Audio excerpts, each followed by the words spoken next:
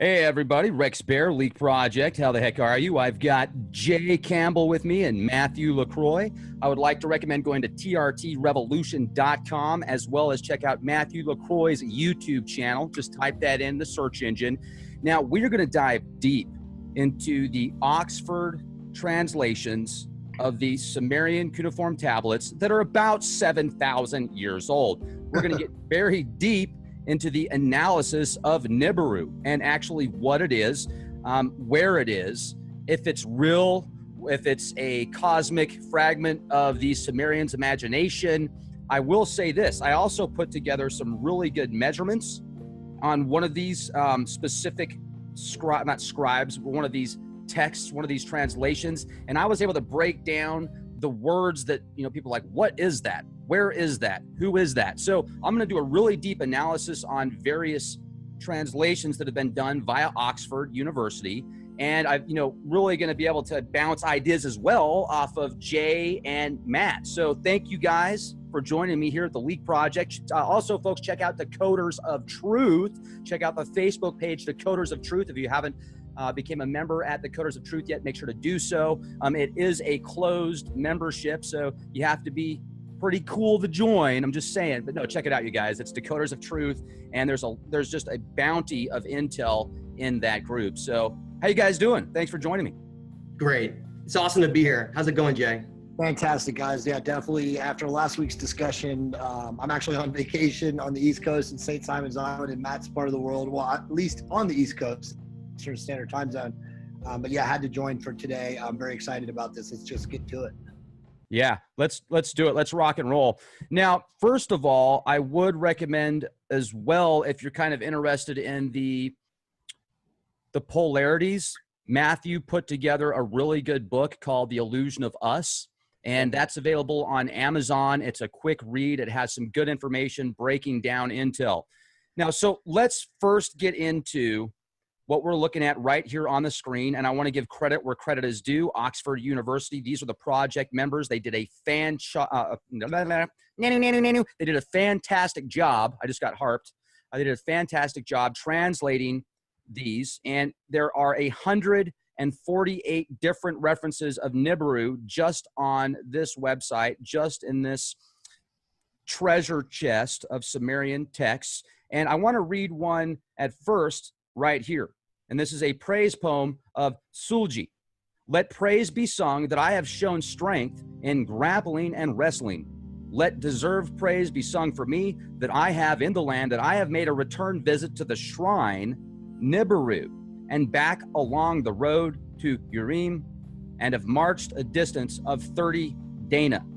So people are like, 30 Dana? Well, my girlfriend's named Dana. She's about 5'7". Does that mean you times that by 30? No, I had to do some research and find out what a Dana is.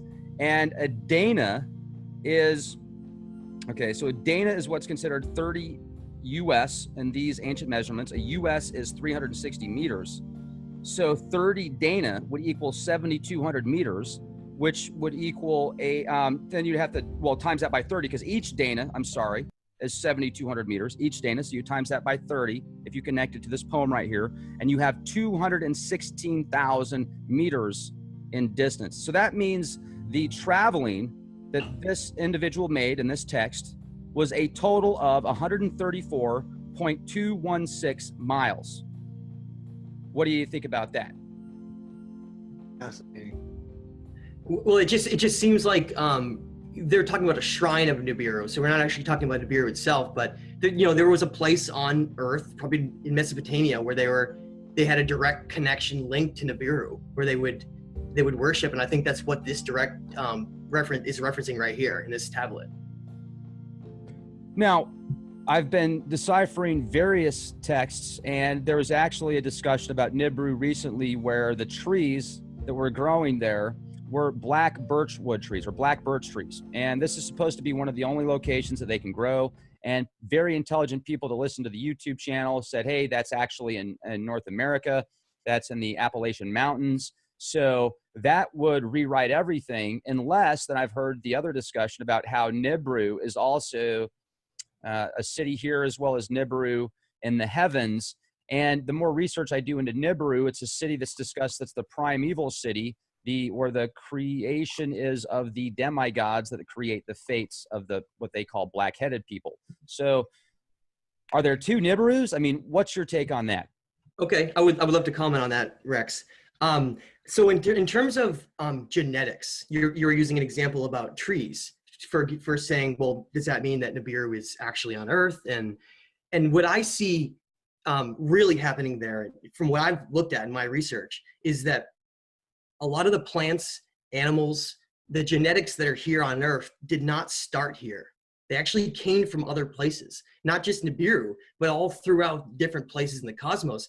You actually can read in a lot of the tablets how Ningshita, who was the name of Thoth before when he was on Nibiru, and Enki, they used to travel the cosmos and visit all these incredible locations. And it was actually amazing that Ningshita, Thoth, directly says in there, and I think these are in the Emerald Tablets, that he says Earth is one of the most beautiful locations he ever saw in the cosmos. And so it's this place where it had this, really good atmosphere and habitat. And I think we have a lot of genetics, DNA, that was simply brought from all over. And black birches are mentioned in a lot of places from in Nibiru, and that's probably because that tree came from there, and they found a suitable climate here in the Earth that was that could sustain that tree. I actually have black birches growing right here where I live in Maine, and one of the interesting things about black birches is that they have very, very strong medicinal properties with their roots. You can make food, medicine, all these things. And when we read a lot of places in the Bible, they talk about how all these things were lowered from heaven, and we know that heaven has been referenced as Nibiru countless times. So there's these code things that we think of. We have this. A lot of people have this conception that heaven is this thing up in the clouds, right? Where if you're good enough, you go up there, and then hell is something down in fire. Whereas heaven is really just this metaphor to describe their place, their home. That was heaven, and so coming and descending from heaven was simply descending from the stars and coming down to here, coming down from space. So I see Nibiru as being this planet that the reason why we don't maybe see as many references to it as we see things like the pyramids pointing to like the Orion and Sirius. I really think that maybe a lot of things have been destroyed or hidden that reference Nibiru because it's in our own. It's a binary connected to our solar system. So it would be the easiest thing to discover in terms of if everybody was looking for it because they found evidence. So I think it's been something that's been very cleverly hidden, and it's only been left in, like you're saying, these Sumerian tablets we're reading.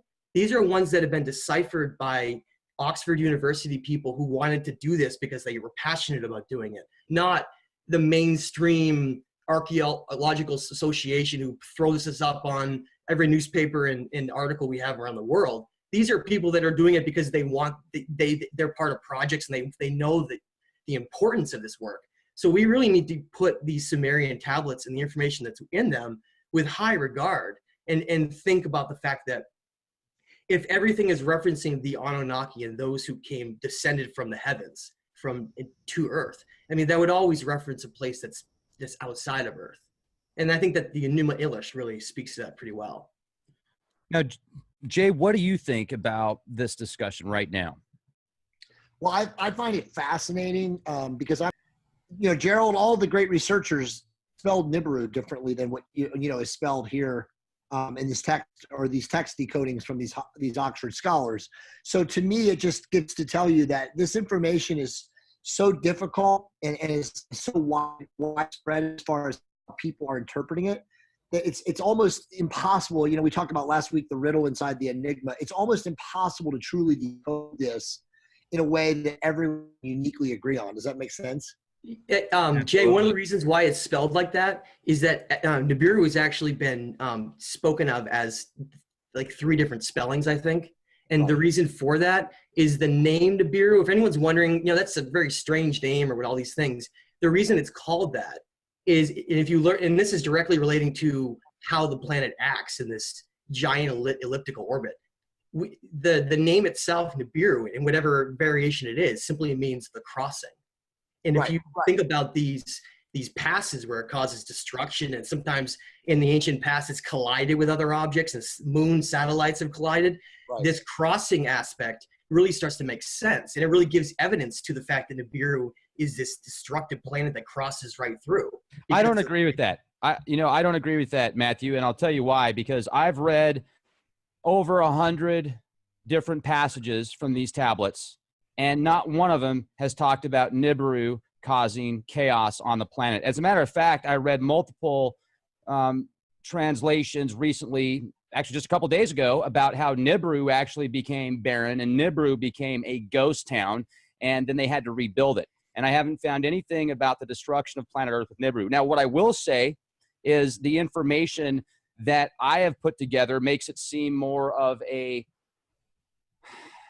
almost like a cosmic,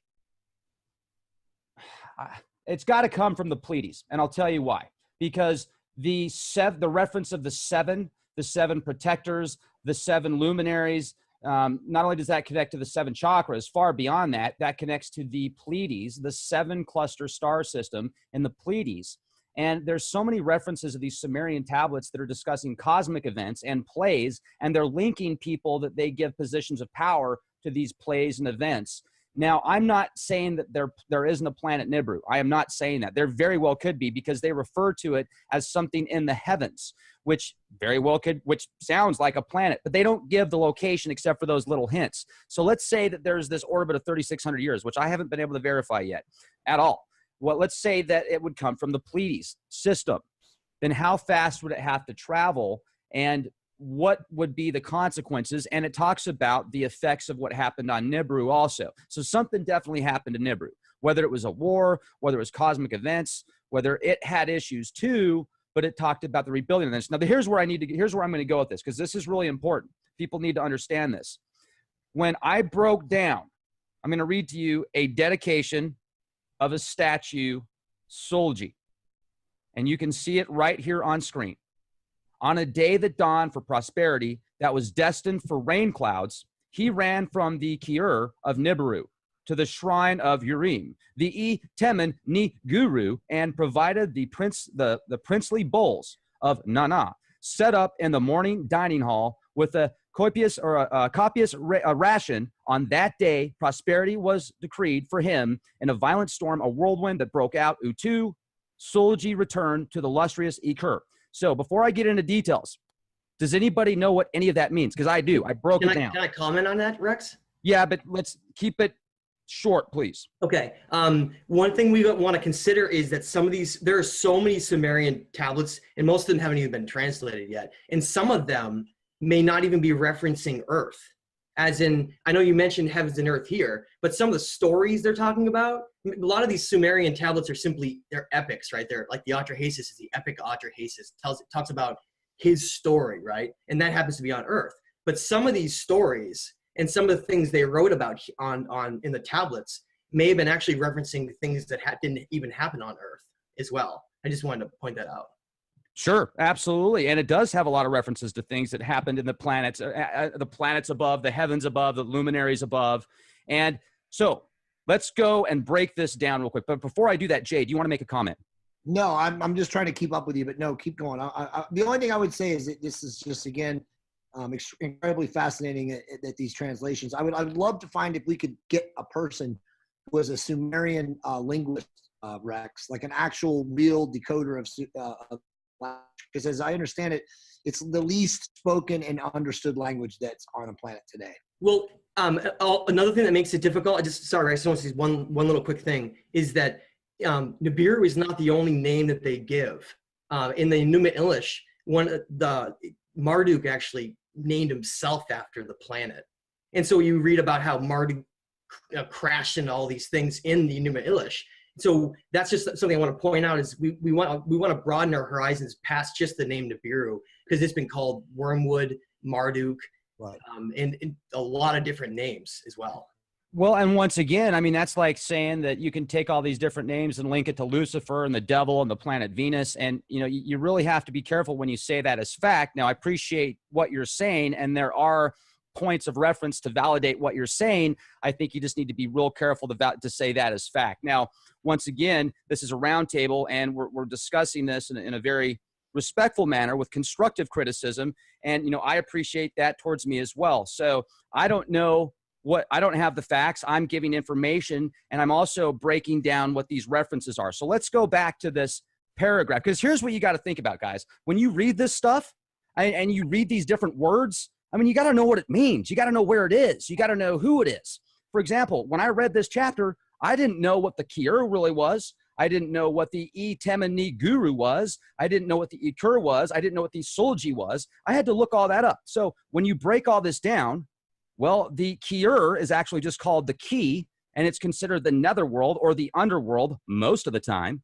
If you look up Father Nana, Sin, the Akkadian, Annunaki, one and of the same, the Mesopotamian mythology of Akkad and also in Assyria and Babylonia, Nana is a Sumerian deity, the son of Enlil and Ninlil, and became identified with Semitic Sin. The two chief seats of Nana's Sin's worship were in the south of Mesopotamia and Haran in the north. A moon god by the same name was also worshipped in pre-Islamic South Arabia. Was once a very important Sumerian Anunnaki/Akkadian deity with the connection of the moon. So let's take that even further. And now I'm going to get into a conspiracy theory realm here for a minute, because I'm going to look at the predated, the information where Socrates, Plato, and ancient Gnostic texts discuss people before the moon was parked where it is. There's a lot of information that points to the moon as artificial. Now, you can call that a conspiracy theory. Please do so. Do a little bit of research and look into it. But let's go into this. Let's say when the moon was parked there, if it was an artificial construct, let's look at both sides of this as an artificial construct and as a natural. Just natural cosmic events. If it's artificial and it's referencing this Father Nana as the moon god, and now you reference that to Sin, then you can look at the yin, the yang, the alpha, the omega, the two sides of the paradigm, the feminine aspect and the male aspect, and you can link it cosmically. But does that mean that there was an actual being? Well, it appears that it might have actually been a being as well, but I haven't been able to confirm that. But let's go a little bit further here real quick. Keep with me, guys. So we've looked up the Kiur. We've looked up what that is. We've looked up Father Nana, what Father Nana is. And to add to that, in the south of Mesopotamia and Haran in the north, a moon god by the same name was also worshipped in pre-Islamic South Arabia. A Sumerian god, the coastal city near the mouth of the Euphrates on the Persian Gulf, the coastline located in modern southern Iraq. So Urim, or it's called Ur, because this is one thing that Jay brought up a minute ago that makes a lot of sense. Jay says, hey, you even look at the word Nibiru and it's missing the I. And you look at these words and they're missing a couple letters here and there, but they're the same thing. Well, when you look up these specific words that I just read from the Oxford translations, well, guess what? You're going to have to look them up with 2 extra letters, minus 2 letters, but they're the same thing. So the Solji, what's the Solji? The Solji is actually a Mesopotamian king. What is Ikur? Ikur is the garden of the gods. In Mount Olympus, in Greek mythology, they thought of it as Mount Olympus, as the place where the gods gathered to make the decisions of the earthlings.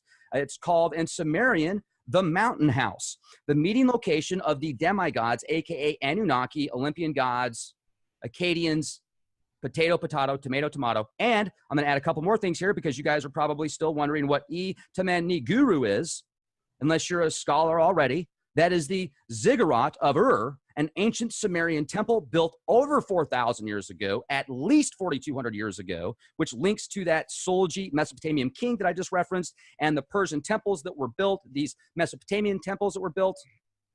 That's all in connection to what I just said in that one paragraph. So it took me like an hour just to research that one paragraph and link all those different names and times. So what does that mean? What do you guys think about that? Matthew, what would you take on that?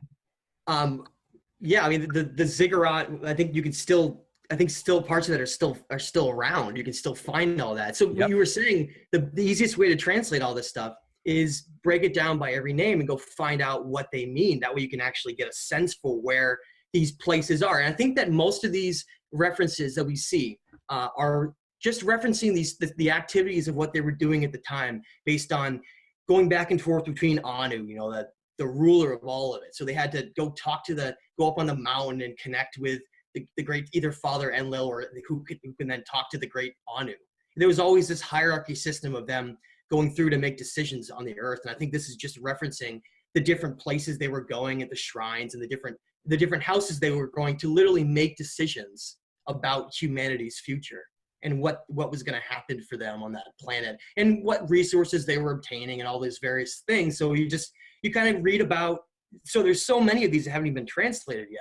And when you actually get to look at them, you just see it's just basically these epic stories or even just day-to-day activities of what these Anunnaki gods were doing. Well, so I have a different comment, Rex. You guys can still hear me, correct? Yeah. So Sound great. So, okay, cool. So my thoughts on this are, and I know where you're going with this, Rex, so I'll just jump right on and agree with you. This is all being covered up, okay? The reality is we have software technology today that can decode, millions, as you said, you said it last week, whatever, a million, floating, what is it? I forget the mathematical term for it, per second. They've decoded everything, all these different words with missing letters or missing vowels, and then we're also not even talking about the literal translation, right? We're talking about the spoken word translation, which can sometimes mean different, because remember, words have power. When spoken, there's a difference, there's inflection and all these other. So my take is very simply, there is a group of people on this planet, whether they are the Anunnaki themselves or not, the Illuminati, whoever you want to call it, that have fully decoded all of this, and they know everything exactly as it is, and it's still being kept from us. And these, fragments of what you have, available on Wikipedia, through Oxford, translations is just, I won't call it bunk, but it's obviously just piecemealed, so that we can still all stay in the dark. Because you and I and any of us can continue to read this stuff and try to translate this stuff and make sense out of it. But as you can tell, it's been left in a way that keeps us from knowing the full truth, which is obviously what they've designed for us since day one. Yeah, it's like basically just give them whatever little fragments are left over from all these disasters or whatever wasn't destroyed, and just let the little people try to figure it out. They're not going to get very far, right? Right. I mean, but do you agree with that, Rex? I mean, do you kind of agree that there's no question that all of this has been translated with the technology that we have available to us at the highest levels? I mean, here's what I think. I think that they give us bits and pieces of truth, and Right. we have an opportunity to get a lot of truth. And then at certain levels, because of certain industries and institutions that want to keep people in the dark, they'll take the most important things. For example, maybe saying one of these hieroglyphics is 3,000 years old when it could be 30,000 years old. Exactly. That makes a pretty big throws the whole difference, thing off. Yeah. And let me add to this real quick. Let me add to this, because here's something else I've been doing research into. They're called erotica, or the errata. It sounds like erotica. That's why I'm thinking of the term here. I did some research on them recently. It's a culture, the master builders that built the Göbekli Tepe, and they are absolutely incredible. They predate the Sumerian culture by approximately 20,000 years, and they were talked about by the Sumerian culture as the master builders, as those that built these incredible temples and technologies. So then you take this information back another 20,000 years. And then you look at these Egyptian hieroglyphics that are just absolutely incredible, cutting edge, where they were able to dissect the afterlife. And they were able to put it onto paper and actually describe how you can manipulate the afterlife in this life. It's incredible.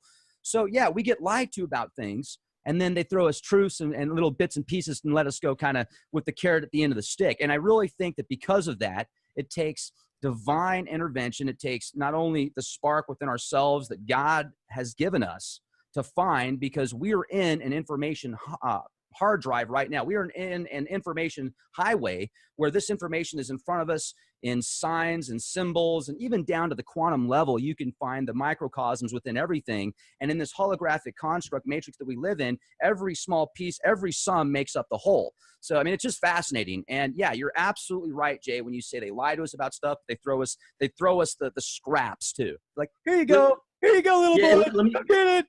Hey, real quick, Matt, before you jump in, Yeah. so let's stay there, because I know where you're going with this, Matt. I'm reading your mind right now. We're so psychically connected right now. But so would we say then that this master builder race, which we all three started to talk about a little bit last week, Rex brought it up, and then we talked a little bit about it last week. Would we want to say, to just try to put it into the timelines of our understanding of history, that there have just been so many different beings, obviously sentient, obviously of advanced technologies, probably of different, dimensions, or not dimensions, but just, I guess dimensions, fourth, fifth, sixth dimension, that have come here, throughout our, billion-year-old, planet's history, and, established their domain. And before you answer, Matt, I was actually just reading about the Domain Expeditionary Force, which, Gerald, I know you and Rex have talked about that.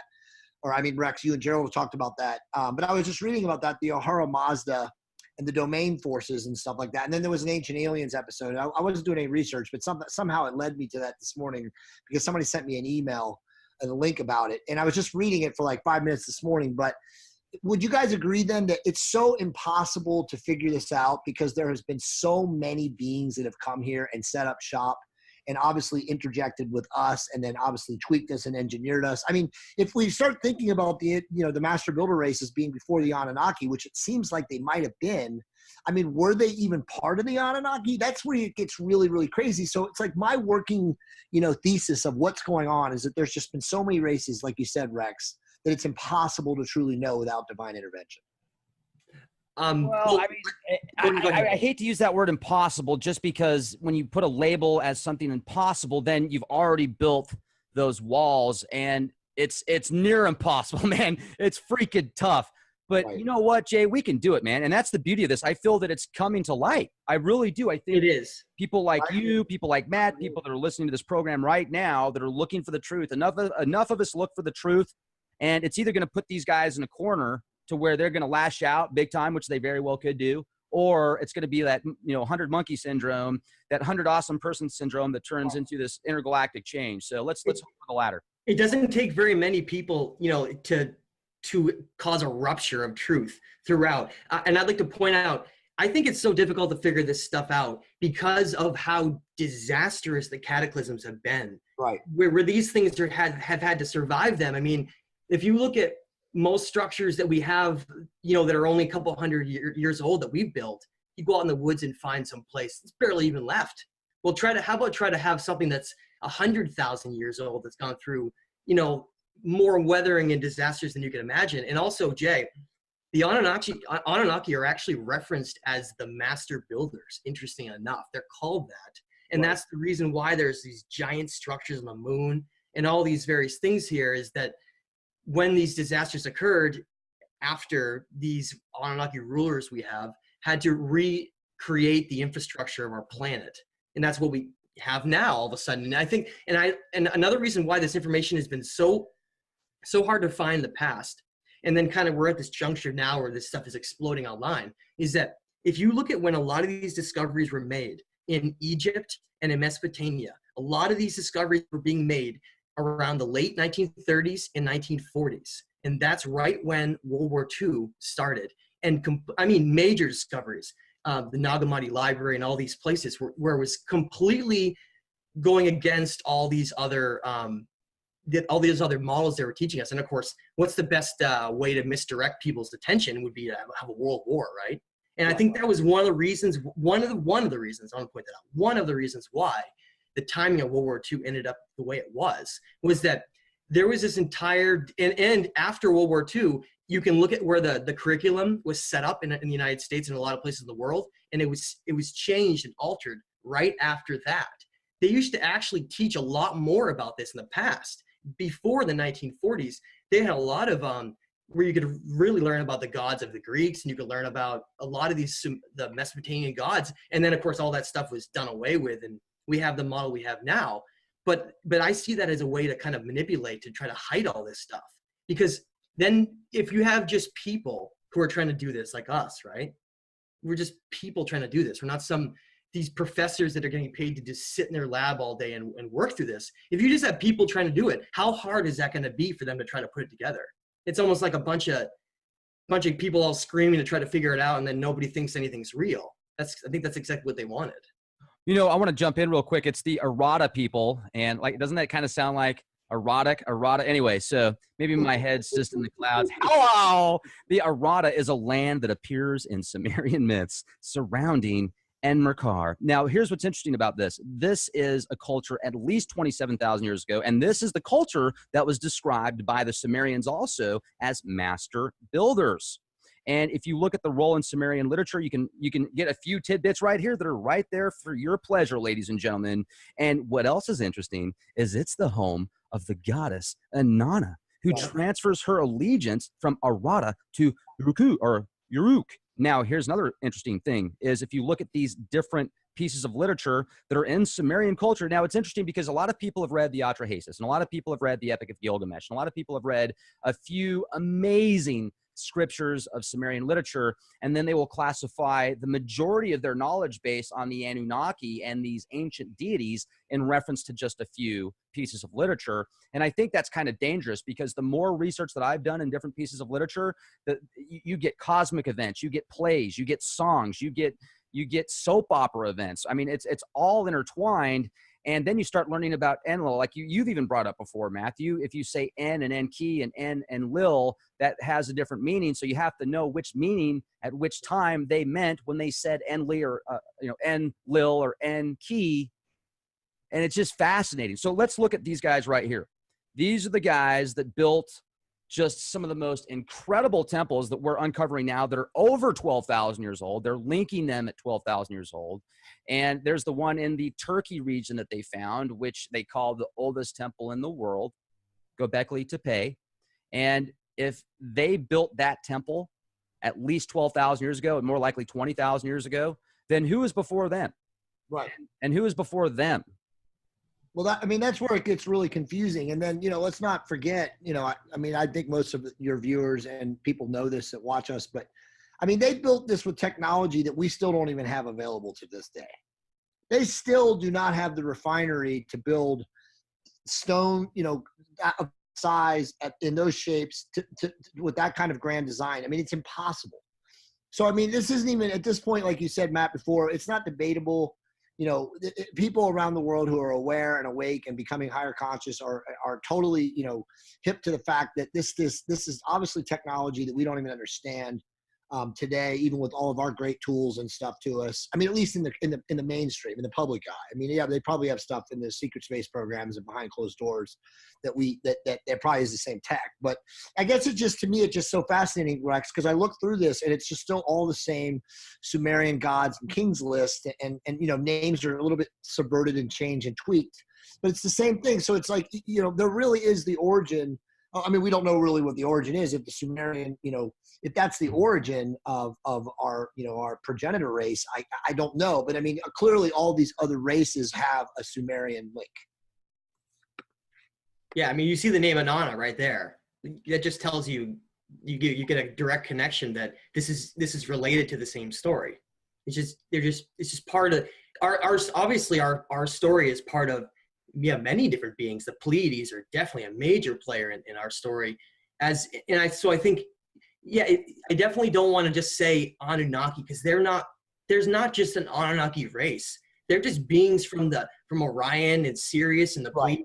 It's just we're just talking about different empires and different. That's what I think that's well said, Matt. I don't want to interrupt you, but I think you just hit the nail on the head. I think people need to start understanding that when we classify the term Anunnaki, that this is just a name that was given to them by the Sumerians, obviously by other races. They have different names for the Anunnaki, but I think you're right. I think we need to stop classifying it, like mentally, all of us, as like a group of, maybe they were the master builders, the linguists, the Ea, Enki, and Enlil, and all of this, the two clans. I think we have to just start realizing that they are just a categorization of our progenitor lineage. And you're right, it could have been literally, they could have done this like 10, 15 times over millions of years. They could have you're establishing colonies on and on. Look at the story with the Dogon. Look at the story in the Dogon in Mali, Africa. You look at all the similarities with this water being, right? That they met, that gave them all this wisdom of the star Sirius. Well, you learn and you connect that fish suit that he's wearing into all the Sumerian stuff, and you learn that the Dogon, they called those beings the Nomo. Right. They didn't have any kind of an Anunnaki name or any Enki name or anything like that. They called them the Nomo, which was referencing fish people, right? Because Enki always referenced himself as like Lord of the Oceans, and he was one of his symbols was the ocean, the sea. So you learn that the Nomo was just another name for Enki, and you see, it's the same thing. It's just different names across different cultures and different people that just had different references for how they described them, these great gods.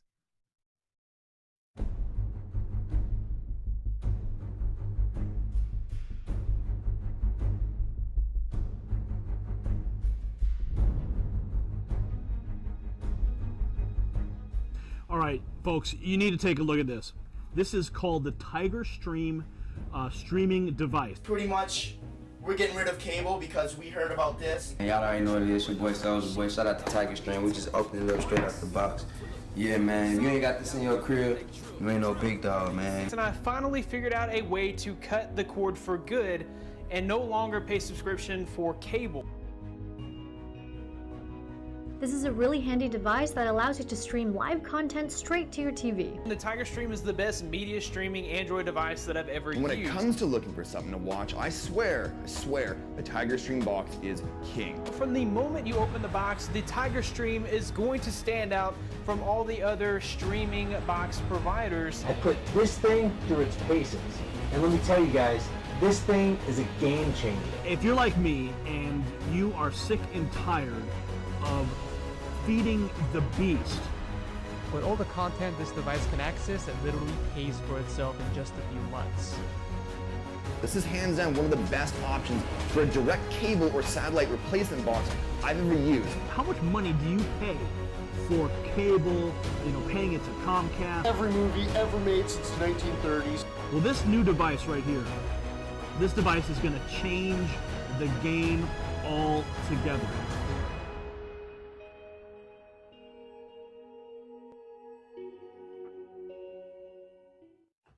Well, and when you put all this together, and then you even see how in various Hollywood films the Annunaki are presented, where do we take it? And if we really come to the conclusion that there's beings, Enki, Enlil, Anu, and Nana, if they're actual beings and they're controlling things, like where are they? What are they doing? I mean, are we all like just a fragmentation of their mind in some VR system, and that explains the holographic universe and the quad code DNA and how we see things that, like how certain people can see ghosts and spirits, and it's just, I mean, where do we take it? What do we do? And here's another thing I want to add to that. If you read the ancient texts, they certainly talk about how they looked at people as subhuman. Right. As them being superior. So did they change their minds? Did they finally say, we need to work together? They're like, okay, we're just going to utilize them as a farm, as a feeding source. I mean, some people think they're great. Some people think they're not. So what do you guys think? I would love to take that. This is something I love to study on this. They're just like us. They have the different factions of every type of, type of person that's going to be out there. Someone extremely jealous and has a lot of hatred, and just someone who's incredibly, loving and wants to see the success of a conscious being. They're not all just some Borg species that all has the same mindset.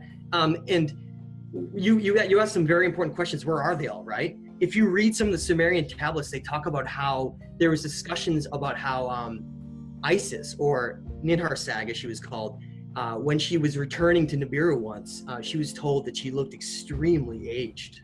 Ninma, it looks extremely aged when she gets back to Nibiru, because the gravity and the size of the planet, everything is completely different here. So what you take from that is that if they stay here too long, some places have actually referenced that if they're here too long, they can never go back, because they become too adjusted to our gravity. And if they were to try to go back, they could actually die. So some of them, there are some Anunnaki who possibly gotten stuck here and marooned here and could never leave. And that maybe is one of the reasons why there's so much tyranny and hatred about having times moving over and shifting towards new leadership, like Marduk not wanting to give up his throne type of thing. And you said, where are they all? Well, they can manipulate us from just this third dimension. We're just like these receptors they can manipulate. I think a lot of the people here on the planet, like Thoth talks about how you can kind of play with people and either inspire them, or sometimes you can darker entities can actually cause them to be possessed, like we see in a lot of these elite families and in higher structures of government. So there's both sides to it. That may be all they're doing with people, is using us like puppets, like pawns in this third dimension. Well, let me just say one thing real quick before we jump in, Rex.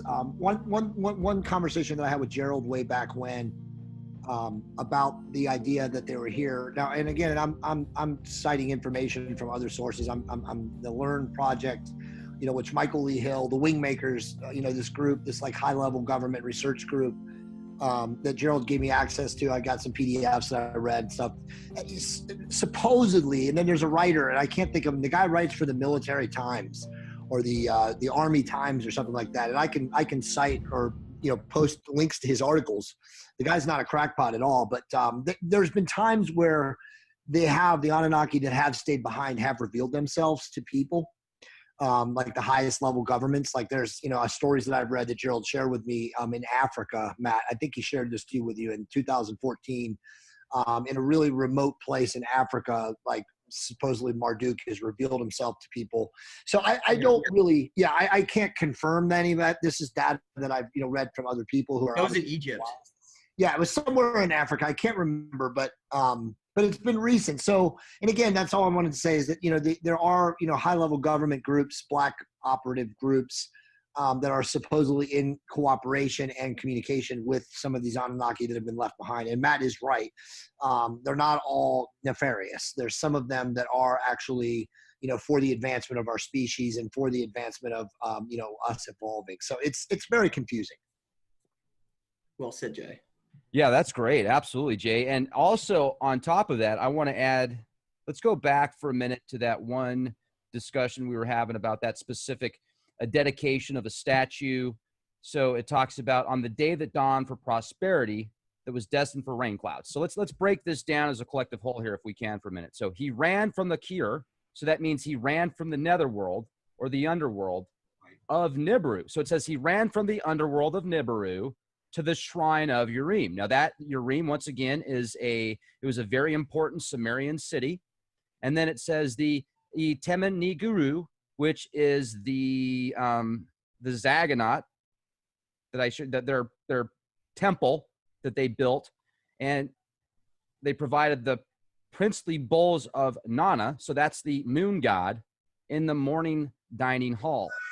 So the day of prosperity was decreed for him, and there's a violent storm, whirlwind that broke out. Utu, Solji returned to the illustrious Ikur. So Solji, he freaks out. He's the king, right? And he takes off back to Ikur, which is a city. It's actually more important than the city. The Ikur is what we're looking at right now. It's the Garden of the Gods. It was considered Mount Olympus in Greek. It's where the gods went together to decide what would happen of the mortals.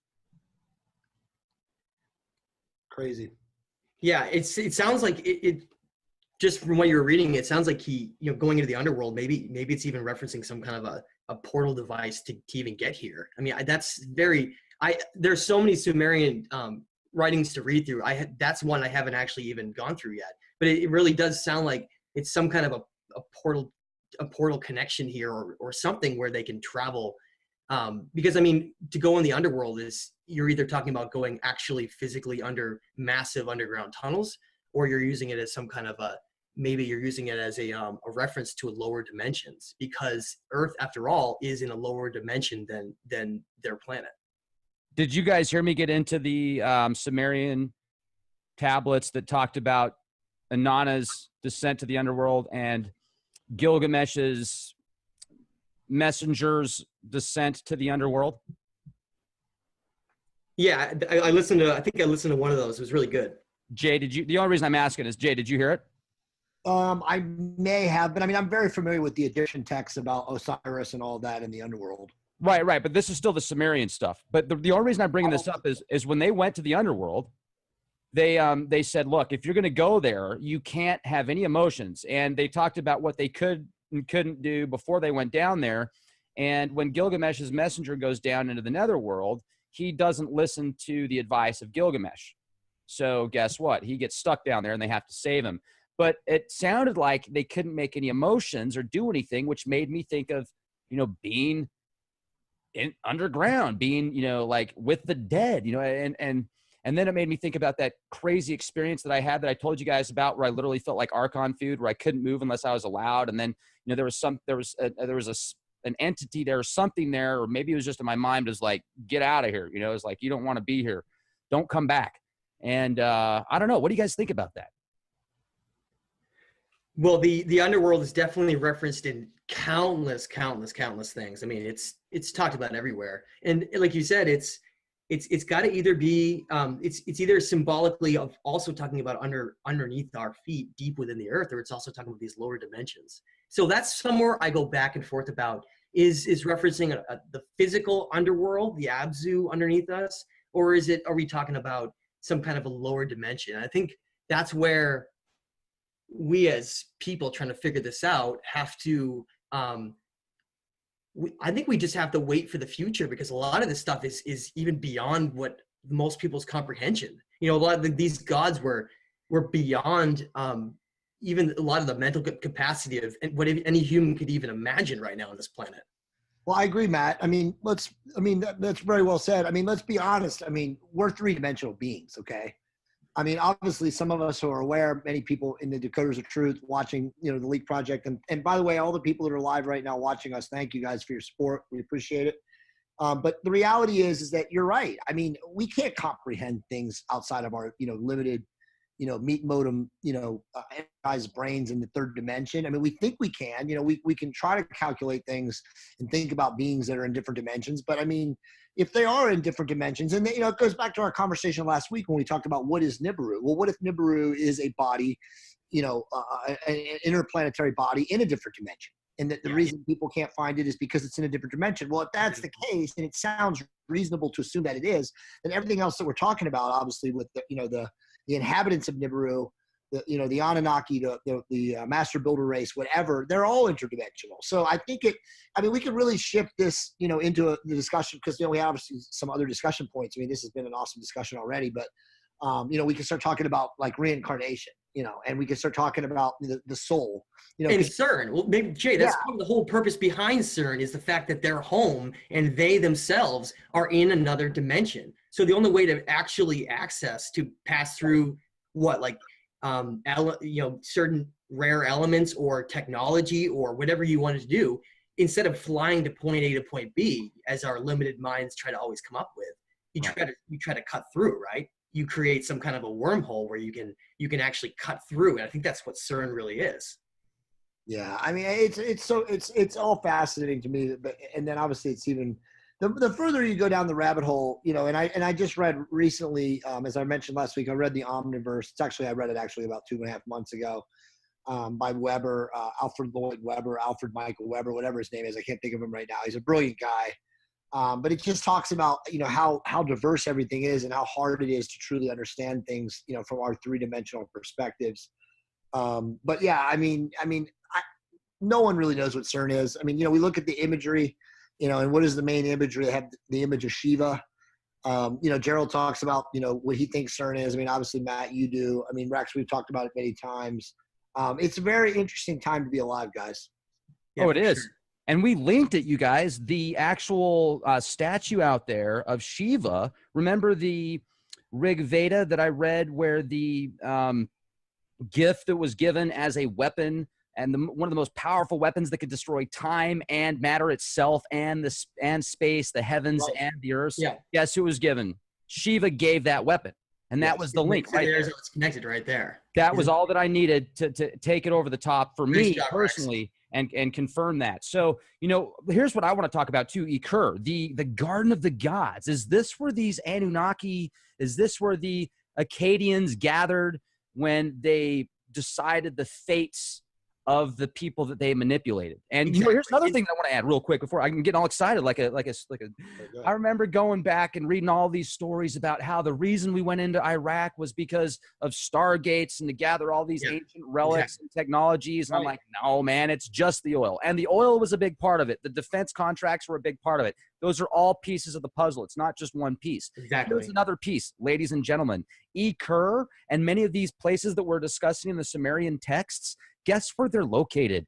in southern Iraq, right. in areas that have been just blasted to hell with depleted uranium.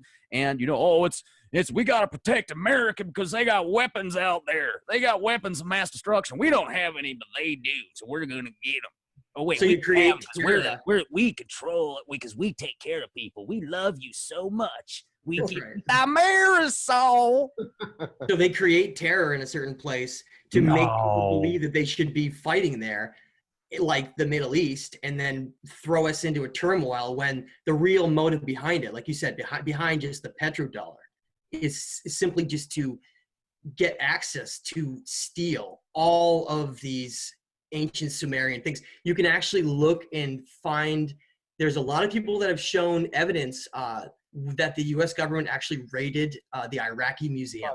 Right. And raided countless of the artifacts there. And then, of course, you see ISIS, this terrorist group, going around just destroying every single Sumerian structure that they can. Why would a terrorist organization, right, just trying to control people and get money and be a terrorist, why would they be going out of their way to hunt down all these rock structures that have no interest to them and destroy them, unless they're simply like these hired goons to kind of finish the job of what wasn't done during the Iraq wars? Well, I think, let me just say, I think it's just still the warring clans, right? We know that the Annunaki are at war. They've been at war forever. And you're right. They hire different factions of human beings to do and carry out their bidding. And what if, guys, Rex, because you just brought up something fascinating, and I know, Joseph Patrick Farrell, give him a lot of credit because he's done a lot of research into looking into Iraq, the first Persian Gulf War, and what was really going on with Bush, raiding the temples and looking for this. Rex, what if that really was just the Anunnaki, whatever clan, the Enlil clan, in charge of the Bush family, looking for that weapon, that weapon. And what if they found that weapon and then, put two and two together, and then all of a sudden, well, CERN comes. There you go, Jay. There you go.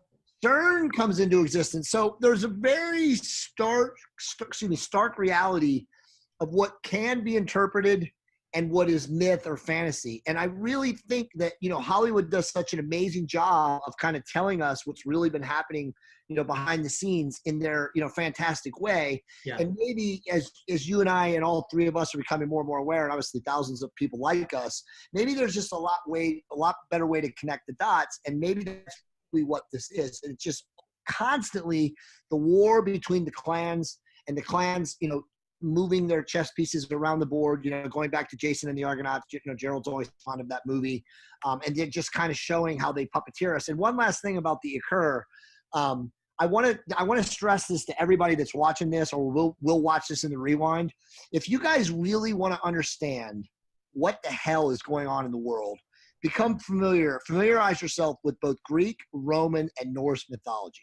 Yeah. Okay. Because that is literally the underlying riddle that has been puppeteering all of us. Sumerian.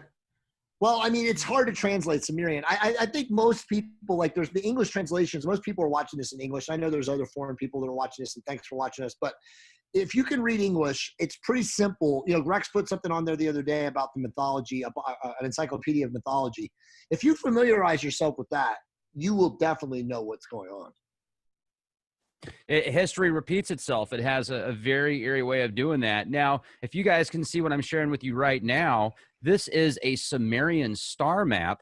And, one thing that I can confirm based upon the data that I've seen is the asteroid impacts that have taken place over the past approximately 11,000 years. There seems to be a 5,500 year recycle button or something, because the 3,600 year thing I haven't confirmed. However, this right here is over. Okay, so this was 5,500 years ago approximately. The exact date has been referenced because of a very, technologies like, what's that star map technology that you can type something into and it'll tell you the location of a planet? It's it's a Google thing. There's a specific name for it, star maps, whatever. There's all sorts of software programs you can get free and pay for, and it'll show you where the stars were 1,000 years ago, 2,000 years ago, 3,000 years ago, etc. They linked this specific tablet to an asteroid impact that happened over Austria And this also has been referenced in the prophecies of Sodom and Gomorrah, because it affected many parts of the world. And it even created this like valley from the raining fire, because the asteroid didn't hit the planet. It exploded in the atmosphere, and then it caused raining fire that was described in Sodom and Gomorrah. So they've actually been able to put a date of 5,500 years of a serious catastrophe. Then you can go back to an ancient temple that was probably built by these master builders pre-Sumerian times that depict a asteroid event happening 10,500 BC. So once again, you've got that, 5,500 year recycle set. That doesn't mean that recycles the whole world, but definitely a part of the world is going to have to rebuild. And then I think about right now where we're at. Was there ever a position before where the world had 449 nuclear ticking time bombs on fault lines and, seismic zones and anywhere for that matter, and tens of thousands of fracking sites and locations that need to have electricity and energy and manpower, personnel, men and women, to protect or, maintain so they can continue to work another day? Because these nuclear reactors that last for thousands of years, if they don't stay at a specific temperature, if there isn't somebody to keep them at a specific temperature, well, then they go into meltdown. So how do you see those films about, oh, here's the Earth 200 years after man, and it's all beautiful and there's no more buildings because they've all been, dilapidated from beautiful plants and stuff like that. Will that even happen? Or is it to the point now where whatever it is that's whispered in the ears of these, scientists and engineers and people that are also above them that decide what takes place in these reality realms that we live in on this, dualistic world here, this very dense form of reality, did they get to the point now where it's too late? They've whispered in so many ears and they've done so many things to cause an effect of actual doom, end of life scenarios, that it's too late for us. And they know that. So we're just kind of waiting, and they're just taking as much as they can until it's just, there's nothing left. Or do we have a chance? I would say we absolutely have a chance, but we're going to go through some extreme turmoil on this planet. We're talking about, like Jay says, the magic money system that's been controlling it for so long, that's been kind of patched in about 1 million times, combining with, all the religions, but really that are going to collapse. We're talking about these, you're like you were saying, these disasters on the earth or environmental things that we've caused and all these various things. And I see this, darkest before the dawn type of scenario where we're at these last days of the old power fighting. What happens whenever an army is about to be overtaken and lose? They usually will destroy everything they have and not care and kind of just give in, and the whole thing starts collapsing and everyone turns on each other. I think that's what we're starting to see. It's like this collapse of the old system, so they're just polluting and trying to destroy whatever they can at the very end, because it's kind of gotten out of control. But I do see, as dark as that may seem, I see at the same time a world population of so many people that are waking up all the time, that even our collective itself has moved on to a place where so many want to protect the earth and so many want to move forward with another future, that future that they want to envision for us of doom and destruction and some new world order that takes over. I don't think that that's going to be able to manifest. Well, so Mike, you guys know my take, but I'll say it real quick on this, and then let's summarize the show and get off, because I know we've been on for like an hour. But so my take is that, and this sounds naive, but I used to be of a much darker, much more pessimistic viewpoint. World would have already been destroyed. Okay. Yeah. If you look at what's happened in the last 100 years with World War I and World War II, somewhere along the line, the ETs, the benevolent interdimensional beings, whomever they are, the good Annunaki or whatever, they're subverting us from destroying ourselves. Now, obviously, my viewpoint is based on the fact that the Earth is this amazing, planet of resources, and these other beings who are far advanced of us need it, for other specific things, whether it's, to mine minerals, whether it's for, us, for the life forms. I don't know. The terraform, it doesn't matter.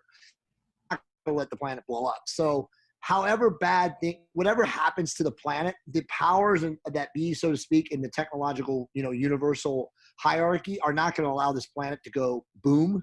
So my take is, that there are going to be loss of life in my guess, I would assume. I don't know how it's going to all materialize, but I mean, we just have history to judge by, right? And we know that there's been multiple ELEs. There's been, as you said, Rex, asteroid crater impacts. We know the dinosaurs have been extincted. I mean, who knows how many times, human beings or, our forefathers before sapiens were extincted. It's going to happen.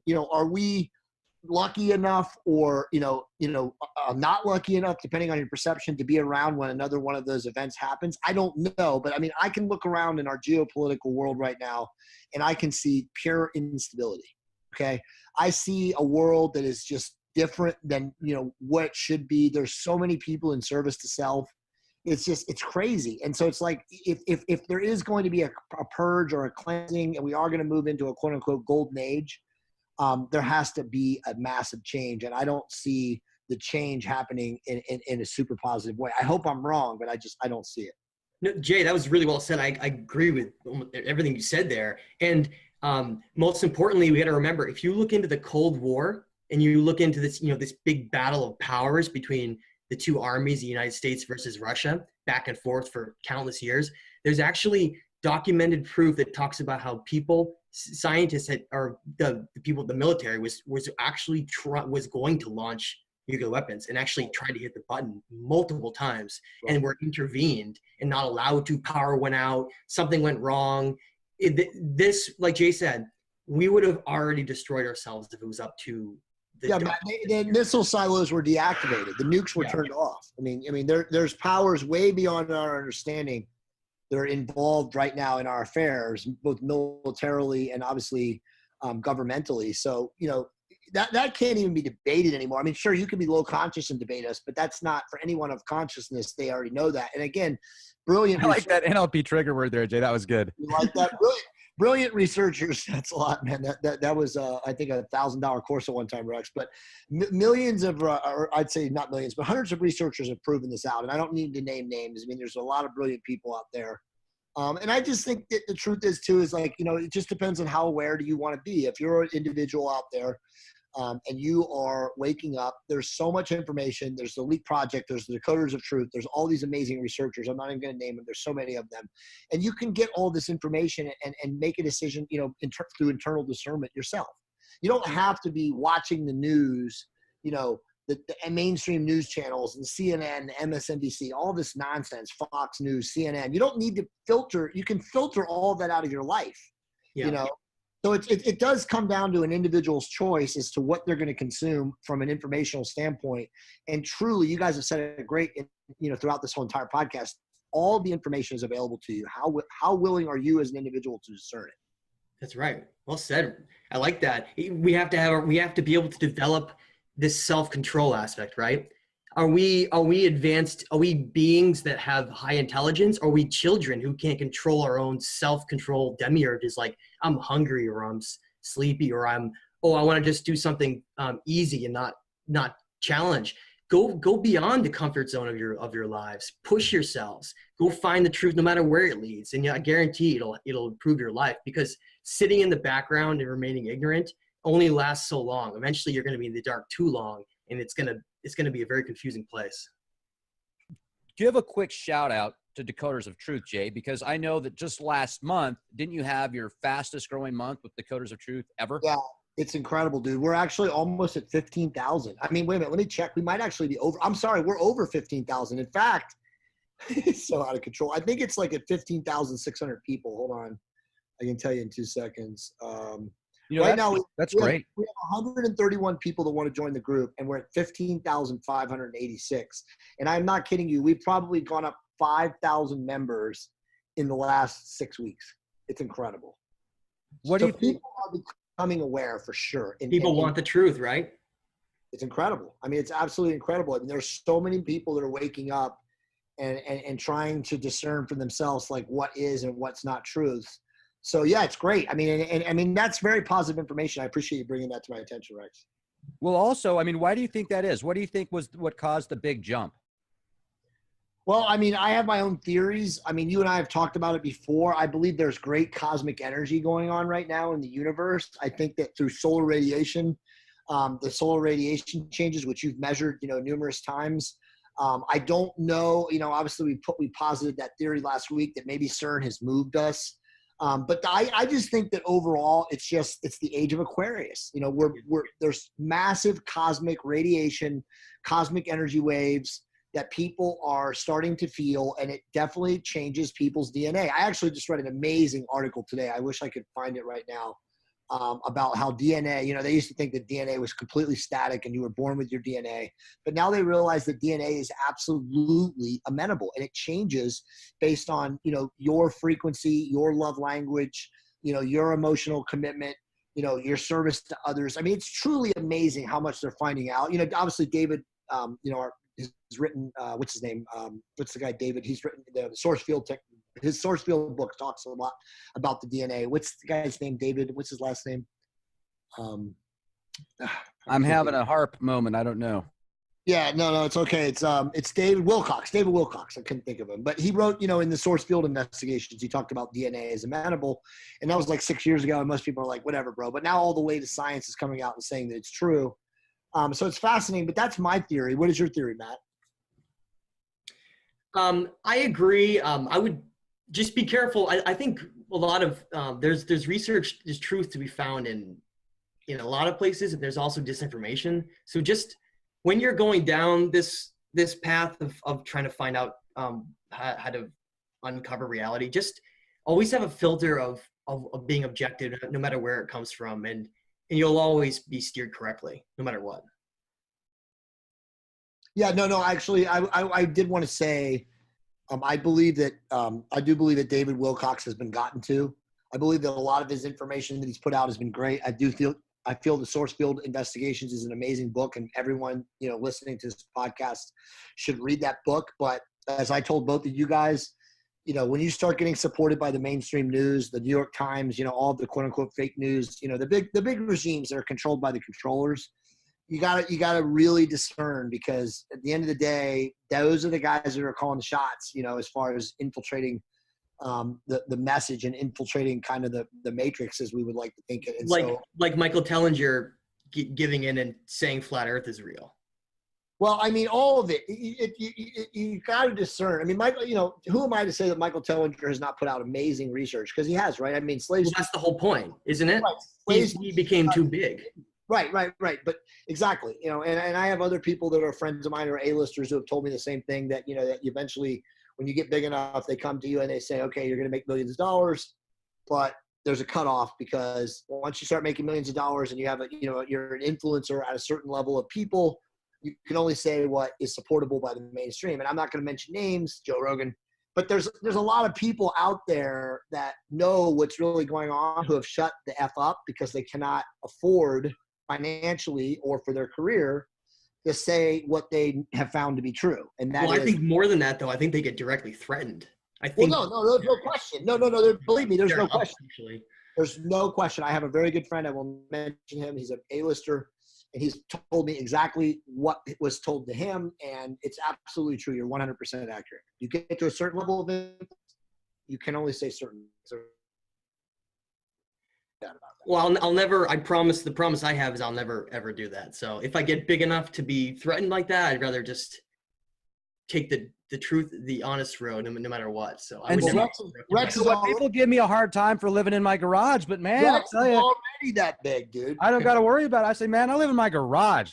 I'm just somebody that's living in my garage. I'm like, Grandma, can I have a cheese sandwich and some tomato soup and some top ramen for dinner? As long as I live with Grandma in the garage, I'm okay. They don't got to worry. Absolutely. I think Rex, you're 900,000 or 880,000 subscribers away from getting told off. Yeah, I'm still just little potatoes, man. I am absolutely not even on the blip. And that's good. I like it that way. I like to be unique anyway. I don't want to be on anybody's radar, but maybe that's the whole point, guys. If we weren't, a little bit less mainstream, we wouldn't be able to do this. Right. No, it's true. Without a doubt, they would have already harped us. We've been shut down. No, bingo. By the way, Matt, I'm the same way. I tell people this all the time. It doesn't matter how big I get, no matter how big my mission grows. I will never be bought off. I will always, talk about things that I talk about, this kind of stuff. I live for this stuff. I have a thriving career in the mainstream, fortunately or unfortunately, depending on your perspective. And it's only getting bigger, but I will not be bought off. It doesn't matter. I mean, people can write those words down for me. I will never be bought off. They'd kill me before I would be willing to, be subverted. You can take our land, but you can't take our freedom. Yeah. Exactly. My kids have never been vaccinated, and they never will be vaccinated. Good job, Jay. Hello, the man, the legend, the way of life. Now, let's take a sidetrack here to the Book of the Dead. I went through some more of these ancient hieroglyphics that are well over 3,000 years old, probably around the 4,000 or 5,000 year range. And you know what? They could be much older than that because these things were discovered next to tombs and also in the Great Pyramid of Cheops. And, they say, oh, that Great Pyramid's only a few thousand years old. It's most likely a lot older than 12,000 years old. But anyway, let's just say it's only 4,000 years old. What I find, or actually it would be older than that because you're about 5,200 years old. But okay, so here we go. The lion god. Let me read this to you guys. And then I'm also going to, well, first, before I read it to you, check out the actual hieroglyphics. This tripped me out. These are the actual hieroglyphics that were translated that I'm about to read to you guys in the Book of the Dead. And the person that put this together, his name is LePage Renew, and very intelligent. He made this his life's work. He's no longer here in physical form, but I'll leave the links in the video description box on how you can actually read through these yourself. I mean, these take it to the next level. I mean, the Sumerians were very artistic. They were really into like cosmic plays and soap operas and the stars. The Egyptian stuff is like the next level. I mean, this stuff is just so beyond advanced, even in today's current technologies, and then combined with the spiritual aspect of what these people were able to do and harness. It's just phenomenal. So look at this lion being here that's got this, like, can you guys see it? Yeah, looks like he's got a knife. Yeah, he's got a knife, and he's definitely, like, it looks like he just jumped out of the pool, and, poor guy, I can see why he's upset, because clearly, anyway, just joking, but you can see right here that this guy down here that's like, man, what did I do? You're going to stab me with that knife? What's going on? This big lion man here. And you can read through some of the notes, but then when you go here and actually read about, let's go to the actual chapter itself in the Book of the Dead here, chapter 28, Lion God. I am Unbu, and what I abominate is the block of execution. Let not this whole heart of mine be torn from me by the divine champions in Heliopolis. O thou who closest, or O thou who clothest Osiris and hast seen Sutu, O thou who turnest back after having smitten him and hast accomplished the overthrow. The whole heart of mine remaineth weeping over itself in presence of Osiris, and strength proceedeth from him. It hath obtained it by prayer from him. I have had granted to it and awarded to it the glow of heart at the hour of the God of the broad face, and have offered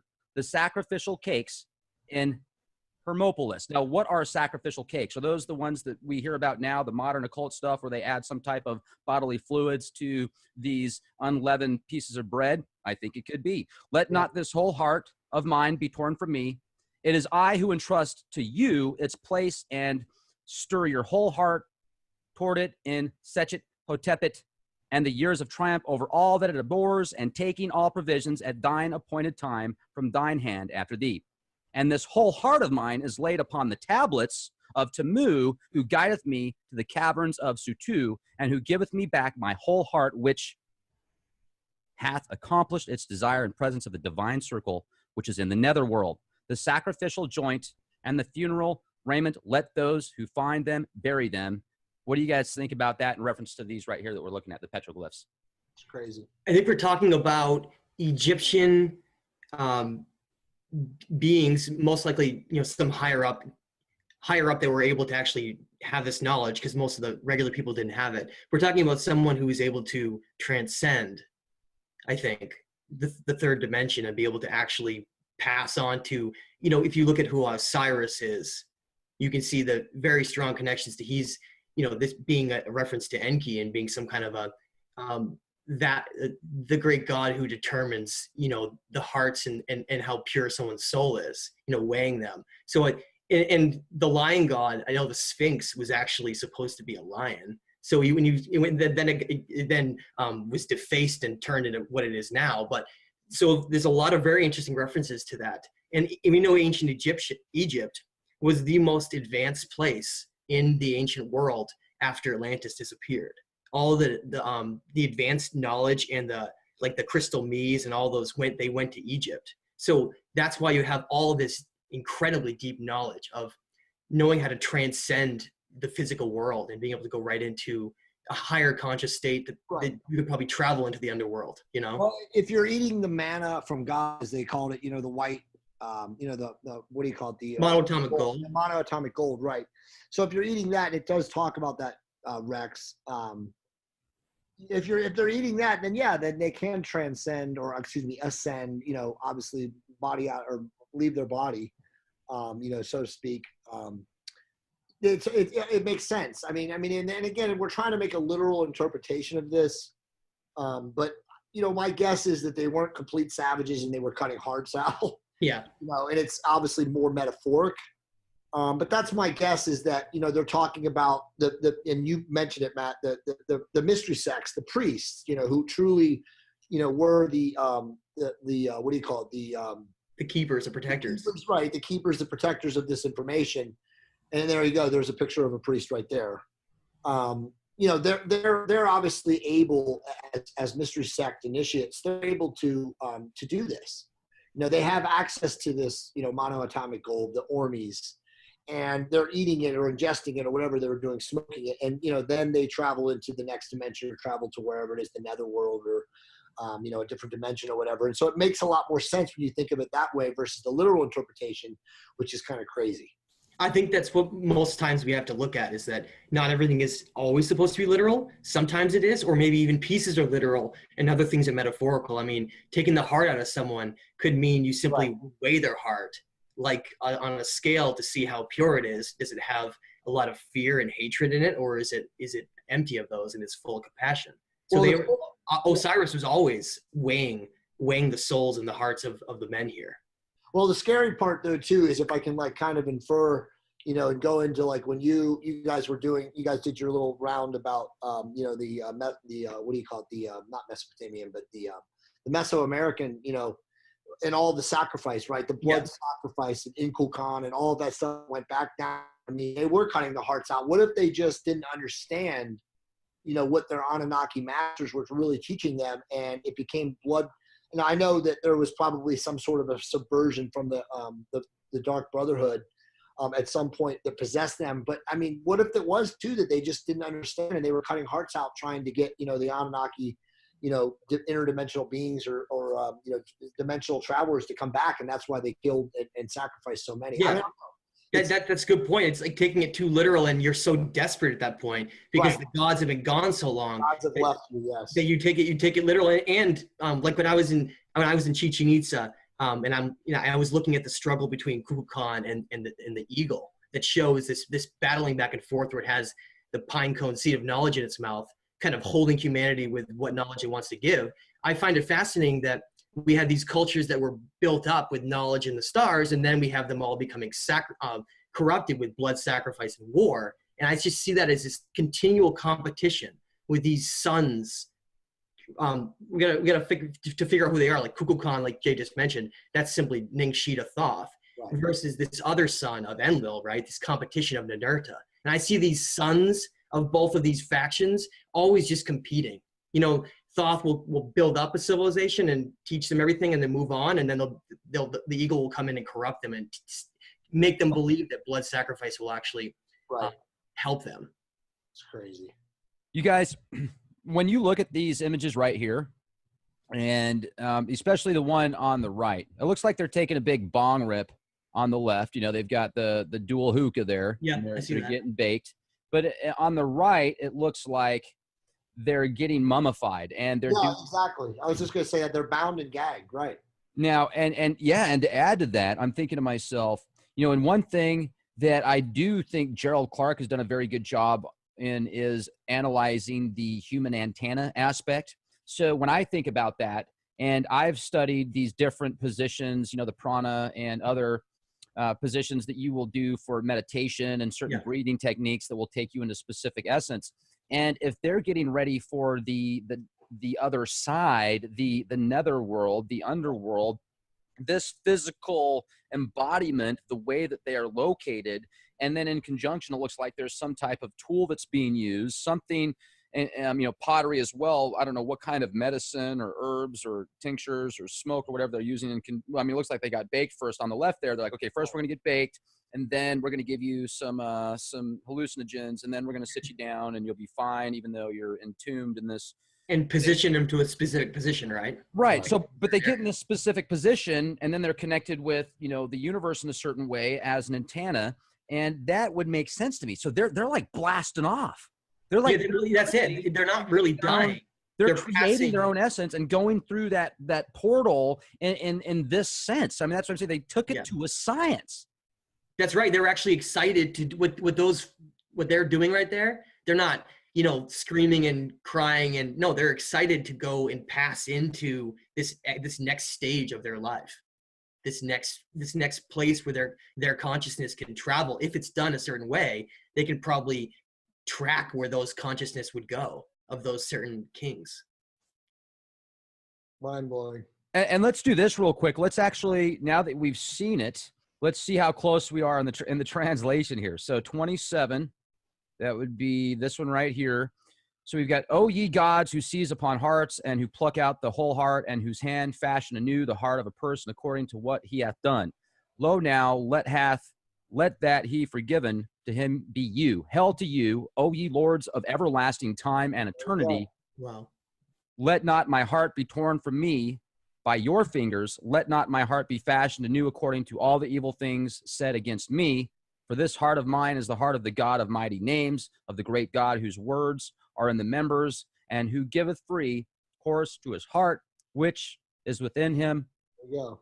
And most Course of his heart. That's really good.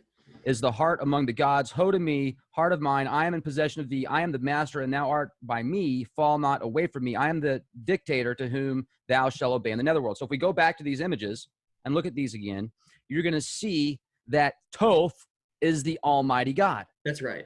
So they're hitting on Thoth again. He's in Egyptian stuff, Sumerian stuff. He's in all sorts of cultures and walks of passage, and he's one of those underlying icons that pop up all over the place. He mastered the physical and the underworld. So that's what he was probably teaching. Basically teaching them. What do you think about Thoth, Jay? I mean, he's amazing, dude. I mean, I could go on and speak with him, and I literally have to leave here in a couple of minutes. I'm getting pulled away by the fam. But I mean, my viewpoint of Thoth is amazing. I mean, as I've told you guys many times, I believe that he comes to us. I think he has done, quote unquote, walk-ins to famous figures all throughout history. I think politicians, I think, generals, war generals, Freemasons and stuff. I think that he has come and kind of intervened in our, societies, in our histories at various points, very, opportune times. Gerald's alluded to that in his book with the professor. Manly Hall talks about that in The Secret Teachings of All Ages. I believe that he is just an amazing, character. Where it really gets weird for me with him, though, is because I've always thought that he was mostly positive and beneficial. Clearly, there may be times where he's like a lot of these Annunaki, where he kind of just switches sides, and he doesn't represent evil per se, but he kind of represents like chaotic neutral. And he, you could interpret, what he does or his gestures or his, intervention in a different way. You could interpret it positive or negative depending on which side of the, I guess, coin or what side of the clans you're on. So it's fascinating. But Thoth is definitely an amazing, figure throughout history.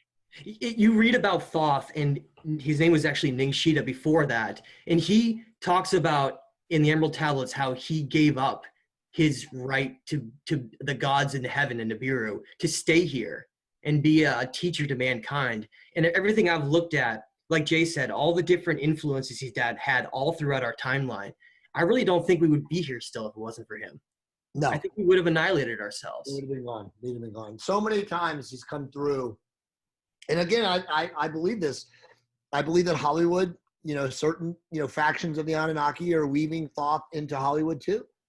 And I think he's actually been probably represented by certain characters. I mean, he might be Yoda.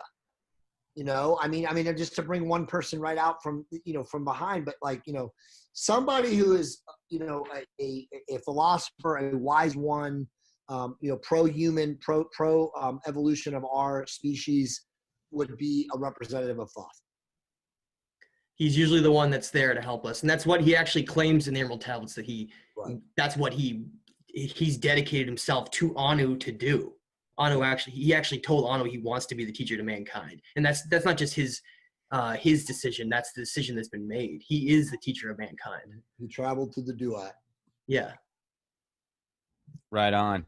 Well, you guys, I much appreciated you being here. Thank you very much for staying a little bit longer with us. I know that we've got a happy audience, and they are thankful as well. I'd recommend checking out the Decoders of Truth Facebook page. Also, check out trtrevolution.com and look up Matthew LaCroix on YouTube, The Illusion of Us, Matthew LaCroix on Amazon. Make sure to pick up your copy today. And also, I want to give a quick shout out to TigerStream. I picked up one of these streaming media boxes a few months ago, and I've had an opportunity to really get to know the features and benefits of this thing versus because I've also got the different, I've got, what is it called? Not a Kindle stick, but a Roku stick. Then I've got the Roku box. I've got like a Gen 3 Apple TV.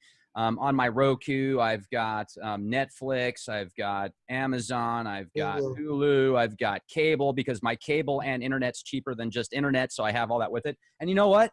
I rarely even watch Hulu or Netflix or any of those anymore, because with my TigerStream, it's so much cooler. And not only can I stream movies and TV shows and sporting events and live TV, I can also play the Android games that I can play on my phone. So with my big screen TV and my surround sound speakers, instead of just having that, Samsung phone and that screen that's on the phone, I've actually now got a 55-inch plasma, or 50-inch actually, and it's just awesome. So I would definitely look into these TigerStreams. I worked out a promotion with them. They worked out a promotion with me, where if you click on the link, check out the TigerStream, you will get $100 off for that special.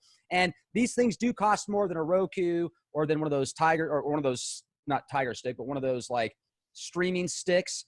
It's definitely worth it. It's a night and day difference. Now, if you don't have a whole lot of money, then one of those sticks might be a good option for you. But if you can spend a few bucks, I would definitely recommend one of these things, because not only are they awesome and they offer a whole lot more features, but you've actually got customer service that is there to help you. And they will. Like, they'll actually talk to you, a real person. So check it out, TigerStream. Click the link on the video description box. That is my shameless plug, ladies and gentlemen. Thanks, Jay. Thanks, Matthew. You guys are awesome. I appreciate you being here with me.